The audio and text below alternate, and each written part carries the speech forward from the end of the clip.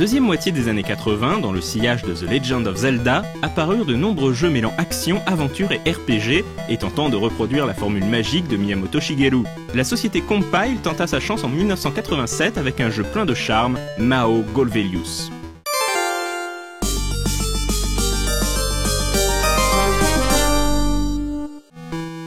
Imaginé par le designer Fujishima Satoshi, Mao Golvelius narre la quête de Kélésis, un jeune héros aux cheveux verts parti sauver la princesse Lena retenue par un démon maléfique du nom de Golvelius. Le jeu est découpé en 8 zones, chacune gardée par un boss. Une fois les 7 premiers boss éliminés, Kélésis doit également trouver un cristal magique caché quelque part dans la zone.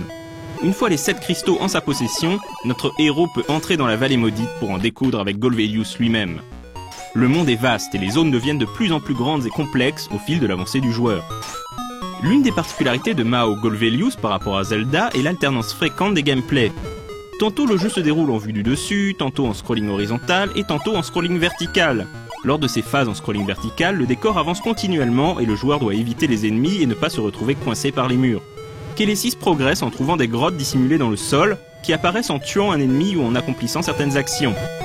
Ces grottes le mèneront soit à des donjons, soit à des personnages amicaux comme la petite vieille qui lui vendra différents objets utiles comme des réceptacles de vie supplémentaires, ou les fées qui lui prodigueront indices et conseils. Le jeu n'est pas évident et il est facile de se faire tuer si on se retrouve en contact avec un ennemi sans parvenir à se dégager. Mais si son gameplay est parfois frustrant et un brin répétitif à cause d'une grosse emphase sur le grinding, Mao Golvelius n'en reste pas moins une jolie aventure, à la durée de vie conséquente et aux musiques entraînantes. La fin est également très chouette avec un twist final sympathique où l'on découvrait que Golvelius était en fait un gentil monstre dont l'âme avait été volée par un démon. Les 7 cristaux contenaient en fait l'âme de Golvelius, permettant à la créature de repasser du côté lumineux de la force. Le jeu s'achevait alors que Kélésis, Lena et Golvelius partaient dans le soleil couchant vers de nouvelles aventures.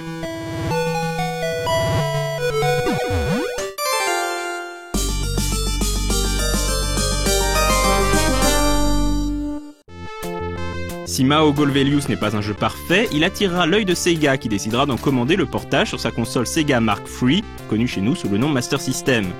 Sortie sous le titre Golvelius Valley of Doom, cette version possède des graphismes entièrement retravaillés et vraiment très réussis pour l'époque et la console.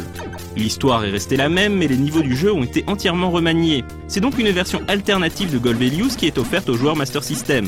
Si les défauts de gameplay du jeu sont toujours là, le charme est lui aussi au rendez-vous, faisant de Golvelius l'un des titres incontournables de la machine de Sega.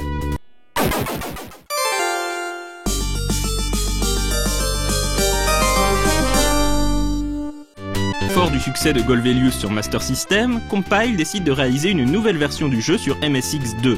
Cette nouvelle mouture des aventures de Kélésis est basée sur les graphismes de la version Master System, mais propose à nouveau une aventure différente.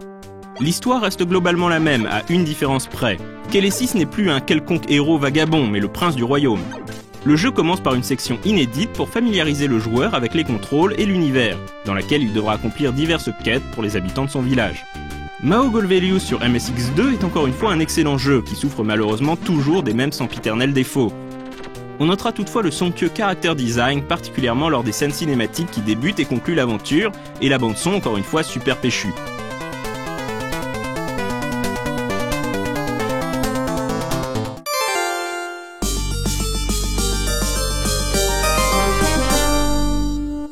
La fin de Golvelius promettait de nouvelles aventures pour Kélésis, Lena et Golvelius. Mais Compile ne donna jamais de vraie suite à son jeu d'action-aventure. C'est vraiment dommage car cette licence sombra alors dans l'oubli, alors qu'elle avait tout pour devenir un concurrent sérieux à Zelda.